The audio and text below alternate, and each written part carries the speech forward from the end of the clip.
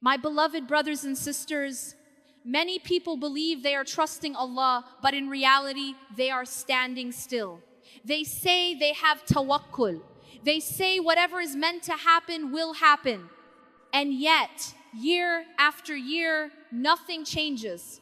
They repeat one sentence to comfort themselves. If Allah wanted it, it would have happened by now. This sentence sounds religious. It sounds correct. But for many people, it has quietly become an excuse. Not an excuse to disbelieve, but an excuse to delay. Most people are not rejecting effort because they don't care. They are rejecting effort because they are afraid. Afraid of trying again. Afraid of failing again. Afraid of being disappointed again. And instead of admitting that fear, they cover it with religious language. This is where many people misunderstand tawakkul. They believe trusting Allah means waiting without action. They believe reliance means doing nothing and calling it patience. But that was never the understanding of tawakkul taught to us. Prophet Muhammad sallallahu alaihi wasallam trusted Allah completely, yet he planned, prepared, and took responsibility. He did not abandon effort and call it faith. He acted first, then relied. When effort disappears, tawakkul becomes distorted. What remains is comfort, not trust. Delay, not patience. And slowly, responsibility is replaced with surrender to stagnation. This reminder is not here to judge you. It is here to correct an idea that may be holding you back. Because true tawakkul does not remove responsibility. It gives responsibility meaning. If you have been saying, if Allah wanted it, it would have happened, then this reminder is for you, not to shame you, but to help you understand the difference between trusting Allah subhanahu wa ta'ala and quietly avoiding the role you were meant to play. My beloved brothers and sisters, many people believe they are practicing tawakkul, but in reality they have misunderstood it.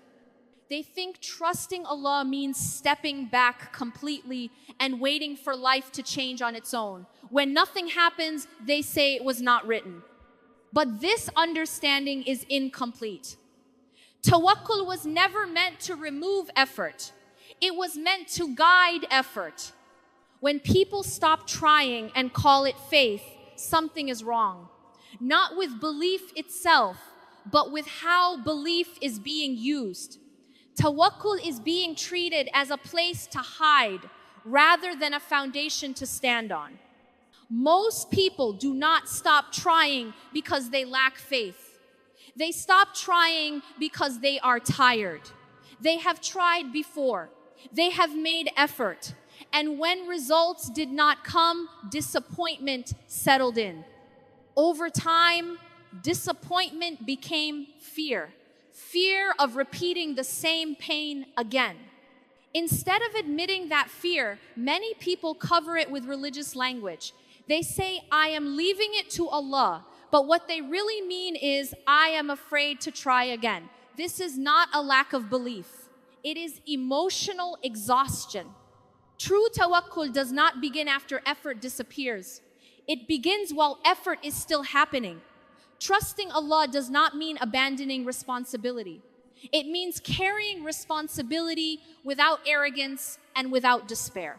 This is why Prophet Muhammad sallallahu alaihi wasallam never taught his companions to sit and wait for outcomes. He taught them to act, to plan, to take precautions, and then to rely on Allah subhanahu wa ta'ala for the result. Effort was never separated from trust.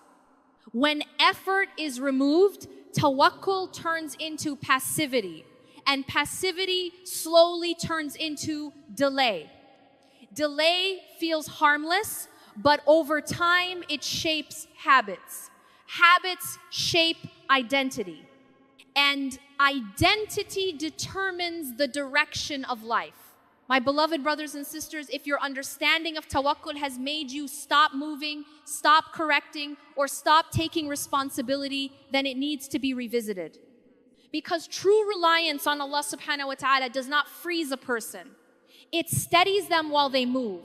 Tawakkul was never meant to be the reason you stay where you are. It was meant to be the strength that allows you to move forward without fear of the outcome.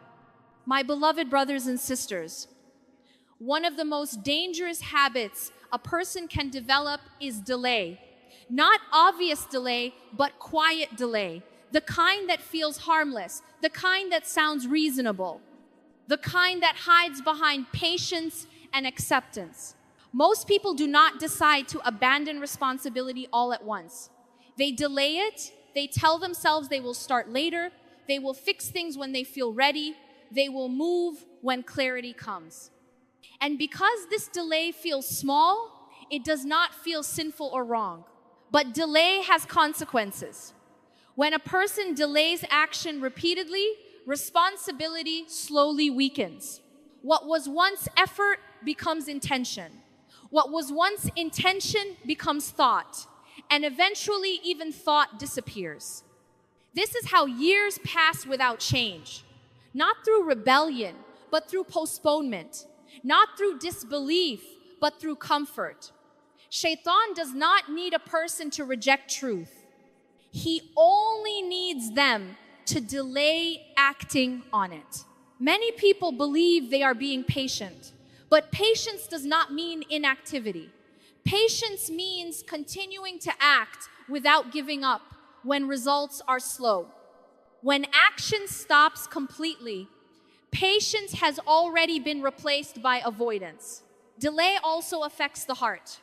Each time a person postpones what they know they should do, confidence weakens. The next step feels heavier. Over time, effort begins to feel pointless. Not because change is impossible, but because the habit of delay has trained the heart to hesitate. This is why delay is so dangerous. It does not shock the soul, it slowly numbs it. And once numbness settles, urgency disappears. When urgency disappears, responsibility fades. My beloved brothers and sisters, if you feel stuck, ask yourself honestly, is this tawakkul or is this delay dressed in religious language? Because true reliance on Allah subhanahu wa ta'ala does not remove urgency. It removes fear of the outcome, not the duty to act. Delay feels safe. Responsibility feels heavy. But only one of them leads to growth. And if delay continues unchecked, it quietly decides the future before a person ever realizes what has happened. My beloved brothers and sisters, many people believe they have accepted Allah's decree, but in reality, they have accepted fear. They tell themselves they are content. They say they have made peace with the outcome, but what they have really done is stop themselves from trying again. Fear does not always appear as panic or anxiety. Often, it appears as calm resignation. It sounds like wisdom. It sounds like maturity. It says, I've tried enough. If it was meant to happen, it would have happened. This kind of thinking feels safe. It protects the heart from disappointment, but it also prevents growth. When fear is hidden inside acceptance, effort quietly disappears. And without effort, nothing new enters a person's life. Most people do not stop because they believe effort is wrong. They stop because they are afraid of repeating pain. Each failed attempt adds weight. Each disappointment lowers expectation. Eventually, trying again feels heavier than staying still. Instead of acknowledging this fear, people often cover it with religious language. They say they are trusting Allah, but trusting Allah does not mean avoiding effort to avoid pain. It means continuing to act while accepting that results are not in your control. There is a difference between surrender and avoidance. Surrender comes after effort, avoidance comes before it. When avoidance is mistaken for faith, tawakkul becomes distorted. This is why acceptance without action becomes dangerous. It teaches the heart to retreat rather than rely. Over time, retreat becomes habit, and habit becomes identity. A person begins to see themselves as someone who does not move forward, not because they cannot, but because they no longer try. My beloved brothers and sisters, true tawakkul does not require you to silence effort. It requires you to silence fear of the outcome. The heart was never meant to be protected by stillness. It was meant to be strengthened by trust while moving. If acceptance has led you to stop trying, then it is not acceptance. It is fear that needs to be confronted, not hidden. Behind faith, my beloved brothers and sisters, one of the most common misunderstandings people develop is believing that delay means rejection. When doors do not open, when effort does not produce results, people assume Allah has turned away from them. But this assumption is often incorrect. Delay is not always a sign of refusal. Sometimes it is a sign of protection. Allah subhanahu wa ta'ala sees what a person cannot see. He knows which outcomes a heart is ready to carry and which ones would harm it. Many people ask for things that would damage their faith, their character, or their stability if they receive them too early. When those doors remain closed, it is not because Allah is harsh. It is because Allah is careful with His servants. But when waiting becomes long, patience weakens. Comparison begins. People look at others moving forward and assume they are being treated unfairly. Slowly, trust is replaced with suspicion. And suspicion creates distance in the heart. This is where delay becomes dangerous, not because of what Allah is doing, but because of how the person interprets it. When delay is misunderstood, effort stops, reflection stops. Responsibility is replaced with resentment. Allah subhanahu wa ta'ala does not delay without purpose. He does not prepare outcomes before preparing the heart that must carry them. Strength is built before responsibility is given. Stability is formed before expansion is allowed. If movement were granted before readiness, it would not be a blessing, it would be a burden. That is why some delays exist, not to deny, but to shape. My beloved brothers and sisters, the question during delay is not, why am I not moving forward? The real question is, what is being corrected inside me while I am waiting? Because once that correction is complete, movement does not need to be forced. It begins naturally. And what begins with readiness lasts longer than what begins with impatience. My beloved brothers and sisters, one of the most damaging beliefs a person can carry is the idea that it is already too late. This belief does not arrive suddenly. It forms slowly after repeated disappointment, after missed chances, after watching others move forward while you remain where you are. At first, it sounds reasonable. You think about time that has passed. You think about mistakes you made. You think about moments when you should have acted but did not. And over time, this thinking turns into certainty. Once a person believes it is too late, effort begins to feel pointless. Trying again feels unnecessary. Hope feels unrealistic. This is not because change is impossible, but because the belief itself removes the reason to try. This belief is often confused with realism.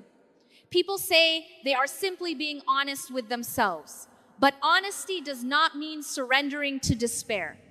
In reality, this belief is rooted in fear. Fear of failing again. Fear of confirming disappointment. Fear of facing the same pain twice. Shaitan benefits greatly from this belief. He does not need a person to abandon faith. He only needs them to abandon the idea of return. Once return feels pointless, responsibility disappears on its own. Allah subhanahu wa ta'ala never described people as being too late. He described them as turning away or returning. As long as a person is alive, return remains possible. What ends progress is not time. It is the decision to stop trying. Comparison strengthens this belief. Seeing others succeed makes a person feel permanently behind. Instead of learning, they withdraw. Instead of correcting, they resign. And slowly, stillness becomes normal. My beloved brothers and sisters, believing it is too late does not protect you from regret. It guarantees it, because delay continues, opportunities pass, and dissatisfaction deepens. The truth is simple. You are not late because of time. You are late only when you stop returning. And once return is chosen again, rebuilding becomes possible, regardless of how much time has passed. My beloved brothers and sisters, many people believe that rebuilding begins when they finally feel strong enough, when motivation returns, when confidence comes back, when they feel ready. But this is not how real change begins. Rebuilding does not start with strength. It starts with return. Many people try to rebuild by forcing discipline while the heart is still distant. They change routines, they set plans, they promise consistency. But because the inner distance remains, pressure builds quickly and effort collapses at the first difficulty. This is why change often does not last. The actions look correct, but the foundation is weak. When the heart is not aligned, discipline feels heavy instead of natural. Allah subhanahu wa ta'ala does not ask His servants to arrive complete. He asks them to return sincere. What matters is not how perfect the effort looks, but how honest the return is. When a person returns sincerely, resistance inside begins to soften. Return requires humility. It means admitting that your way did not work as you hoped. It means accepting that exhaustion exists. It means stopping the performance and being honest with Allah subhanahu wa ta'ala about where you are. This stage feels uncomfortable because it removes excuses. It removes comparison. It removes the need to appear strong. But this discomfort is necessary. Without it, rebuilding becomes superficial. When return happens first, effort changes. Dua becomes simpler and more honest. Responsibility feels lighter. Action stops being driven by fear and starts being guided by clarity. Many people skip this step. They want results without surrender, growth without reflection, discipline without humility. But rebuilding without return becomes temporary improvement, not real change. My beloved brothers and sisters, if you have tried to rebuild many times and nothing stayed, do not assume you are incapable. Ask whether you returned honestly before forcing yourself forward. Because true rebuilding does not begin by pushing harder. It begins when the heart finally turns back sincerely and allows direction to replace pressure. My beloved brothers and sisters, at some point, delay stops being something that happens to you and becomes something you choose. Not because you intend to fail, but because you stop interrupting what is familiar. Familiar habits, familiar excuses, familiar promises of later. Change does not arrive with emotion. It arrives with decision. Motivation rises and falls. Feelings shift daily, but decision remains when emotion disappears. This is why most people repeat the same year again and again. They wait to feel ready, and readiness never comes. Decision does not mean changing everything at once. In fact, trying to fix everything usually leads to collapse. Real rebuilding is quieter than people expect. It begins with one responsibility you stop postponing. One action you take even when you feel uncertain. One correction you commit to even imperfectly. Allah subhanahu wa ta'ala does not require perfection. He requires consistency.